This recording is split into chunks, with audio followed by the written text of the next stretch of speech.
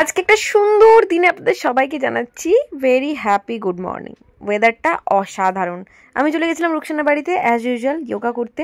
আর আজকে এরকম dress up মানি বুঝতে পারছেন নাকি যোগা ডে, কারণ আমি কুর্তা পরে এসেছি, কিন্তু পায়ে কিন্তু স্ট্রেচেবল প্যান্টটাই পরেছি, কারণ পায়ের ক্ষেত্রে স্ট্রেচেবল প্যান্টটি দরকার আছে।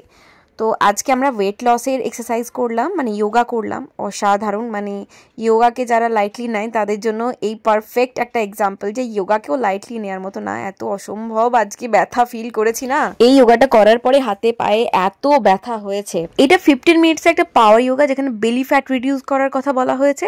আর অসাধারণ, সত্যি বলতে এই জিনিসগুলো দেখতে এত সহজ লাগলেও করতে যে কতটা ডিফিকাল্ট সেটা যে করবে সেই বুঝতে পারবে। 2-4টে ঠিক আছে, বাট কন্টিনিউয়াস যখন 10-15টা হতে থাকবে তখনই পুরোপুরি পায়ে হাতে সব জায়গায় ব্যথা ফিল হবে, আর মনে হবে দূর ছেড়ে দিই, করবো না। কিন্তু না, নিজেকে পুশ করতে হবে, না পারবো আমাকে করতেই হবে। যদিও যোগার ক্ষেত্রে বা জুম্বার ক্ষেত্রে সব জায়গায় প্রপার টেকনিক মেনটেন করা হয়, মানে আপনাকে 10 মিনিট ধরেই কন্টিনিউয়াস যে পাওয়ার যোগা করে যেতে হবে সেরকম না, মাঝে মাঝে ব্রেক দেয় হাত পা গুলোকে রিল্যাক্স করার জন্য, তারপরে আবার নেক্সট মুভ করি। পুজো আসছে, শুধুমাত্র এক্সটার্নাল পার্টের যত্ন করলেই তো হবে না, ফেসিয়াল হ্যানা ত্যানা। তো ইন্টারনাল পার্টের যত্ন আপনাদের করতে হবে, বডি ফ্লেক্সিবিলিটি ঠিকঠাক রাখতে হবে, এরকম মানে প্রপার সব ড্রেসে যাতে আপনাকে মানায় সেই জন্য বডি ওয়েটটা মেনটেন রাখতে হবে। 1 মাসেও কিন্তু অনেকটা কমানো যায়। নানান রকম প্রবলেমের জন্য আমি হয়তো লাইভ সেশনটা করতে পারলাম না, সেটা আগের ভিডিওতে আমি শেয়ার করলাম আপনাদের প্রবলেমটা কি। তো সেই জন্যেই বলছি যে পুজোর আগেটা অন্তত যদি চান যে একটু বেশ ভালো লাগতে, একটু ফ্রেশ লাগতে বা একটু ঝরঝরে লাগতে, তাহলে 1 মাস এক্সারসাইজ করে নিন, অসুবিধে কি। পুজোর আগে তো আমরা অনেক কিছু প্ল্যান করি, এটা করব ওটা করব, এখানে যাব, এটা কিনবো সেটা কিনবো, তার সঙ্গে 15 মিনিট টাইম তো দেওয়াই যায়। সাত্বিক যোগা চ্যানেলটা ফলো করুন, 15 মিনিটস অ্যাপ চ্যালেঞ্জ ওটা করুন, দুর্দান্ত রেজাল্ট পাবেন। 15 মিনিটসেই যেরকম ঘাম আপনাদের ঝরিয়ে দেবে না, অন্য কথা ভাবতে হবে না। যোগা একটা মেন্টাল অ্যান্ড ফিজিক্যাল একটা লং টার্ম প্রসেস, তো খুব তাড়াতাড়ি রেজাল্ট হয়তো নাও পেতে পারেন, মিনিমাম 6 মাস তো লাগবেই। যদি খুব তাড়াতাড়ি রোগা হতে চান তাহলে best option zumba. Dance with Dipti follow করুন, 7 দিনের মধ্যেই অনেকটা ঝরে যাবেন। আর যদি পুজোর আগে আরো বেশি সুন্দর লাগতে চান তাহলে ডায়েটে ফোকাস করতে হবে। জুম্বা অ্যান্ড ডায়েট পারফেক্ট একটা কম্বিনেশন, পুজোর আগে ফাটাফাটি সুন্দর লাগবে। কি চাই আপনার? তুমি বিস্কুট খেয়েছো? Biscuit biscuit biscuit biscuit biscuit Rambo Rambo Rambo, আমরা করি ক্যাম্বো, পোটো পোটো পোটো।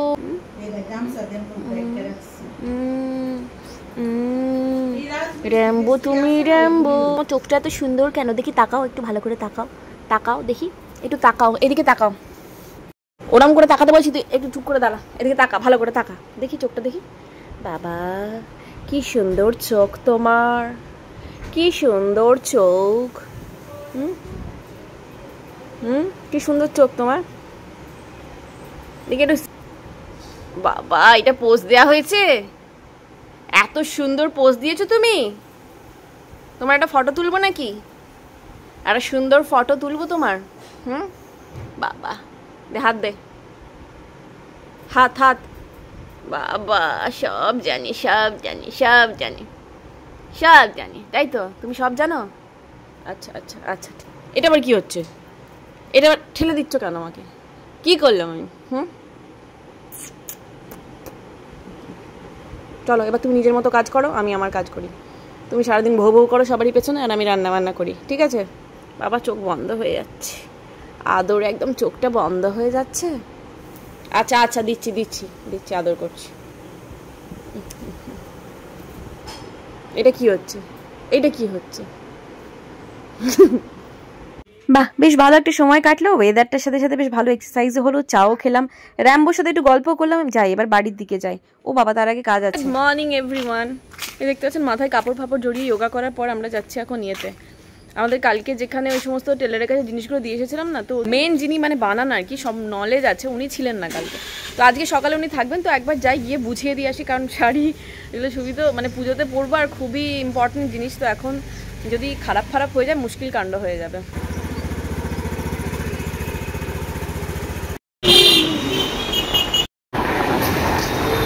আচ্ছা, টেলারের কাছ থেকে আমরা ফিরে গেছি, ফিরে গিয়ে এখন ভাবছি কিছু ব্রেকফাস্ট করবো। ব্রেকফাস্টে কি খাবো বুঝতে পারছি না, মানে যাই করি আবার তৈরি করতে হবে, আর আবার লোটে মাছ ভালো লাগছে না, দেখি মুড়ি ফুড়ি খেয়ে নেবো ভাবছি। এই যে লোটে মাছ কালকে পরিষ্কার করে ধুয়েই রাখা ছিল, এখন সুলতাদি জল ঝরাতে দিয়েছে, এটা এখন রান্না করবো। এখন সুলতাদি পেঁয়াজ রসুন কাটছে, আর এদিকে হচ্ছে উচ্ছে আলু ভাজা। প্রথমে আমি লোটে মাছগুলো না এখানে তেলে ভেজে কাঁটাগুলো ছাড়িয়ে নেব, তারপরে রান্না করব, তাহলে সুবিধা হবে আর খেতেও ভালো লাগবে। এদিকে উচ্ছে ভাজাও আমার হয়ে গেছে, কমপ্লিট।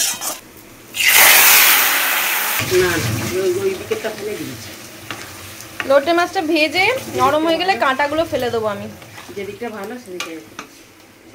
পেঁপে পিঁপে উচ্ছে আলুর সাথে না আমি একটু পেঁয়াজ দিয়েছিলাম, পেঁয়াজ দিয়ে উচ্ছে আলু ভাজা খেতে বেশ ভালো লাগে, তবে পেঁয়াজটা না উচ্ছে আলুটা কিছুক্ষণ ভেজে নেওয়ার পর দিতে হবে, তাহলে ভালো লাগবে। আর এদিকে দেখুন লোটে মাছের ঝুড়ি আমার একদম রেডি। আজকে ভাতটা খুব ভালো খেয়েছিলাম, ভাত সাথে কালকের পাবদা মাছটাকে কড়া করে ভেজেছিলাম। উচ্ছে আলু ভাজা তো আছেই, সাথে লোটে মাছের ঝুড়ি, এদিকে আছে ডাল, ব্যাস। আমি প্রথমে পাবদা মাছটা খেয়ে ভাবলাম কি যে আজকে আনা হয়েছে, বিশ্বাস করুন এত ফ্রেশ ছিল মাছটা, কালকে আনা হয়েছিল। ওই বড়ি দিয়ে ঝোলটা সামো আমার খুব একটা ভালো লাগেনি, মানে ঝোলের টেস্টটা ভালো হয়েছিল, বাট ওই পাবদা মাছটা, সরি ভোলা মাছটা, আমি তখন থেকে পাবদা বলে যাচ্ছি, এটা ভোলা মাছ। তো ভোলা মাছ ভাজা খেতে না বেশি ভালো লাগলো, বিশ্বাস করুন নেক্সট দিন থেকে আমি বেশি করে তেলে ওই কড়া করে মাছটা ভাজবো আর ভাতে তেলটা মেখে খাবো, দারুণ খেতে। উচ্ছে আলুটা দিয়ে খাওয়া গেছে, বা লোটে মাছটা, আহা লোটে মাছ দিয়ে ভাত খেতে যে কি ভালো লাগে। আমার মা কোনোদিন লোটে মাছ খায়নি, তো বলে যে তোরা কি খাস, এই লোটে মাছটা কি, এখন তো খায় না, ছেড়ে দিন, যখন খেতো তখনও লোটে মাছ খেতো না, ঘটি মানুষ তো তাই। এইমাত্র একটা শর্ট শুট করলাম ওই সপ্তমীর লুকের জন্য, ঠিক আছে। এদিকে বৃষ্টিও নেমে গেছে, নদীর ম্যামও আসবে, আমি তাড়াতাড়ি মেকআপ তুলি, নাহলে পুরো অবস্থা টাইট হয়ে যাবে। ম্যামকে চা করে দিয়ে আমি এখন বেরোচ্ছি, পূজা আর সুস্মিতা বাইরে ওয়েট করছে, ওদের সাথে একটু হাঁটবো। হেঁটে 6:30 থেকে আমাদের লেডিসদের মিটিং আছে, ওই পুজোর ভোগ টোগ ভিতরে, মানে ভোগ কারা কি দেবে, কিভাবে কি অর্গানাইজ করা হবে এই নিয়ে। আর এই যে আমি আমার এনার্জি ড্রিঙ্ক নিয়ে নিয়েছি। নদীর পড়া হয়ে গেছে, এখন ওকে নিয়ে আমি যাচ্ছি কমিউনিটি হলে, ও থাকবে না বলছে ঘরে, আমার সাথেই যাবে। চল চল চল চল, চিৎকার করে অস্থির হয়ে যাচ্ছে গড়লে। বললাম তো দুটো বিস্কুট দাও, কি চিৎকার করছে কেন কে জানে। কি গো দীপ্তি আন্টি বলো, আবার একটা পুজো চলে এলো, বলছি আমরা 2018 না 19 থেকে পুজো সেলিব্রেশন করছি একসাথে, বলো।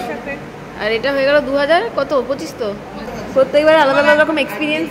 এই দেখুন আমাদের টানানো, হ্যাঁ ভালো খারাপ বন্ধ মিশিয়ে আমাদের এখানে বাঁশ ফাঁস টাঙানো হয়ে গেছে, বেকিনা জানি। এখানে দুজন মহিলা এনে ডায়েরি ফাইরি নিয়ে বসে পড়েছে, একদম সব নোট ফোট করতে।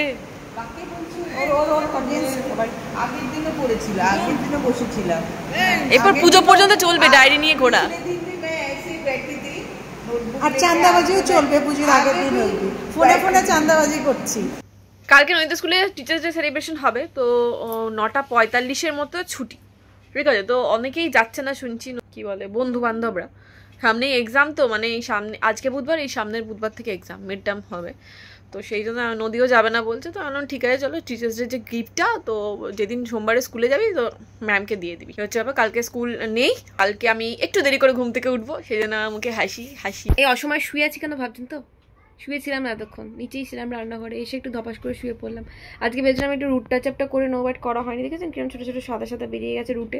আমার চুল এখন এত সাদা যে আমার থেকে 10-12 বছরের বড় যারা তাদেরও এত সাদা হয় না, শুধু এখন না, আমার অনেক বছর আগে থেকে সাদা, মানে 20 বছর বয়স থেকে। আমার বাবারও তাই, আমাদের বাড়ির প্রত্যেকেরই তাই, মানে বড়দি বেশি, মানে হেরিডিটারি আর কি, কিছু করেন, অল্প বয়স থেকে চুল পাকার একটা টেন্ডেন্সি একটা ফ্যামিলির মধ্যে আছে তাই। কিন্তু আমার ঠাকুমার আবার অনেক বছর, মানে আমার ঠাকুমার 80 বছরেও চুল পাকেনি, কালো কুচকুচে চুল ছিল একদম, এত সুন্দর চুল ছিল। ঠিক আছে, আজকে ব্লগটা তো ছোট হয়েছে, বাট দিলাম, নেক্সট ব্লগ একটু বড় হবে, বড় এই বড় ব্লগ কি আমার দ্বারা বানানো হবে না কোনোদিন, আমি জানি না।